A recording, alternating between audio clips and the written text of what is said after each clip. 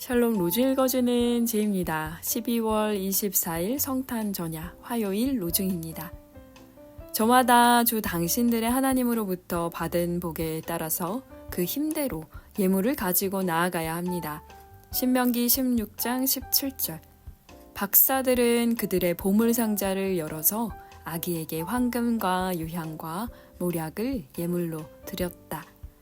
마태복음 2장 11절. 주님께 받은 것을 다시 드리는 하루 보내세요. 샬롬 하올람. 오늘은 크리스마스 이브입니다. 아기 예수님의 탄생을 기뻐하며 그리고 다시 오실 예수님을 기다리는 그런 기독교의 귀중한 절기 중에 하나라고 할 수 있습니다. 성탄 전야. 오늘 우리 서로님들과 함께 만나서 또 즐거운 시간을 나누려고 하는데요. 예수님의 탄생을 다룬 성경은 마태복음과 누가복음입니다. 근데 두 성경의 내용이 좀 다릅니다. 누가복음은 목동들이 예수님의 탄생을 경배하러 오고요. 마태복음에서는 동방 박사들이 예수님의 탄생을 경축하러 옵니다. 재미있는 건요. 예수님의 탄생 소식이 예루살렘에도 알려진다는 거예요. 근데 예루살렘은 그 탄생 소식을 기뻐하지 않습니다. 깜짝 놀랍니다. 마태복음엔 이런 표현이 돼 있어요. 소동한다. 예수님의 탄생에 대해 예루살렘은 소동했습니다. 충격적인 일이라는 거죠. 아니 우리 왕이 있는데 무슨 또 왕이 와? 그 왕이 오면 도대체 무슨 일이 일어나는 거야? 하고 소동한다는 거예요.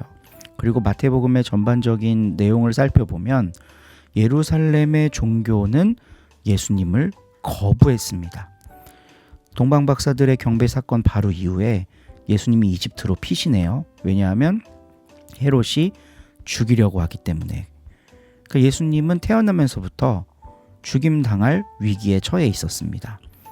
그와 반면에 이 동방박사들은 이방인들을 대표하는 사람이에요. 이방의 지혜 있는 사람들입니다. 이들은 아기 예수님의 탄생을 반긴다는 거예요. 이게 마태복음에서 굉장히 중요한 사상 중에 하나입니다. 하나님의 아들이 자기 백성들에게 왔으나 그 자기 백성들은 거부해요. 물론 이 내용은 요한복음에도 있습니다. 근데 이방 사람들이 예수님의 탄생을 기뻐하는 거예요. 그들이 참된 지혜를 소유한 사람인 거죠. 혈통적으로 유대인이냐 아니냐보다 예수를 받아들이느냐 그렇지 않느냐로 믿음이 재정립됩니다. 복음서는 특히 마태복음은 그 이야기를 열어가는 성경이에요. 예수님이 만약 오늘날 다시 이 땅에 오신다면 어디가 소동할까? 교회 안이 소동하지 않을까 싶어요. 어떻게 그런 예수가 올 수 있어? 그건 안 돼! 라고 생각하는 종교 권력자들이 나타날 거라는 겁니다.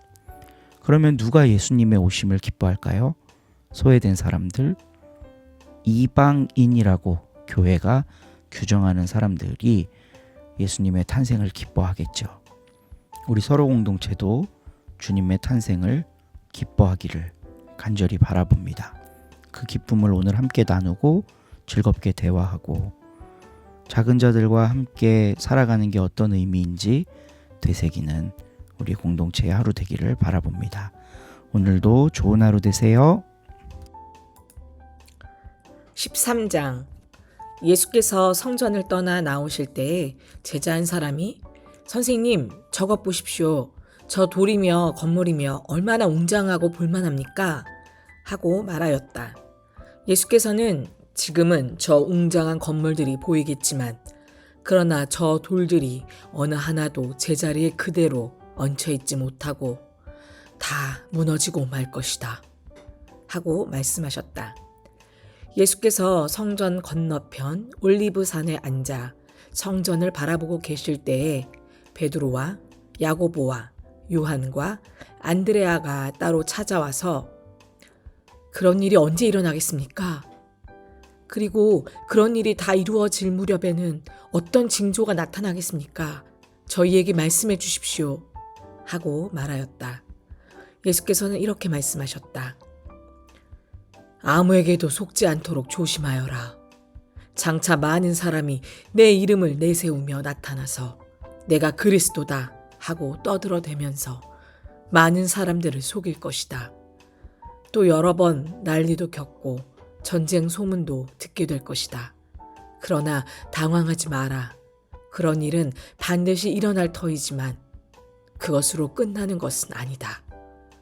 한 민족이 일어나 딴 민족을 치고 한 나라가 일어나 딴 나라를 칠 것이며 또 곳곳에서 지진이 일어나고 흉년이 들 터인데 이런 일들은 다만 고통의 시작일 뿐이다. 정신을 바짝 차려라. 너희는 법정에 끌려갈 것이며 회당에서 매를 맞고 또 나 때문에 총독들과 임금들 앞에 서서 나를 증언하게 될 것이다. 우선 복음이 모든 민족에게 전파되어야 한다. 그리고 사람들이 너희를 붙잡아 법정에 끌고 갈 때 무슨 말을 할까 하고 미리 걱정하지 마라. 너희가 해야 할 말을 그 시간에 일러줄 것이니 그대로 말하여라. 말하는 이는 너희가 아니라 성령이시다. 형제끼리 서로 잡아 넘겨 죽게 할 것이며 아비도 제 자식을 또한 그렇게 하고 자식들도 제 부모를 고발하여 죽게 할 것이다. 그리고 너희는 나 때문에 모든 사람에게 미움을 받을 것이다. 그러나 끝까지 참는 사람은 구원을 받을 것이다. 황폐의 상징인 흉측한 우상이 있어서는 안 될 곳에 선 것을 보거든 독자는 알아들어라. 유다에 있는 사람들은 산으로 도망가라.